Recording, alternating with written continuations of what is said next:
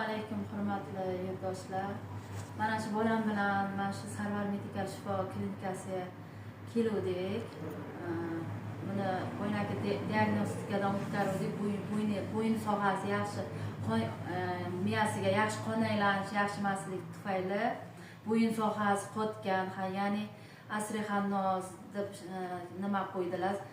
Haligi Tursinov Sarvar shifoxonadagi vrachimiz. Keyin mana shuni tavsiyasi bilan shu 10 kunlik muolajani oldik. Ham o'pkasi hech yutallari yaxshi bo'lmayotgandi. Bolalar shifoxonasiga o'tkazdim. Egam vaqtinchalik lecheniya olib yutali qolib, yana uyga bo'lganda yana qaytalab yutalib bo'ynakidek qilaverdi. Yana doktorlarga bordim. Har xil doktorlar har xil bo'ynaki nimalar yozib, battar yutali og'irlashib keldik mana shu yerga. O'pkasini yaxshi chiqarmadik ya. Mana hozir 10 kun mobaynida olgan muolajamiz yaxshi ta'sir qilib, Allohga behisob shukr, yutallar toza yaxshi bo'lib, bo'ynini hali bo'ynakidek bukotmasda, o'z bo'ynilarining ham harakati yaxshi. Xudo xolasa, yana mana hozir bo'layotgan mana shu muolajasi yana 3 kurs ekan. Yana bo'layotgan muolajasiga Xudo xolasa yana kelish umidida.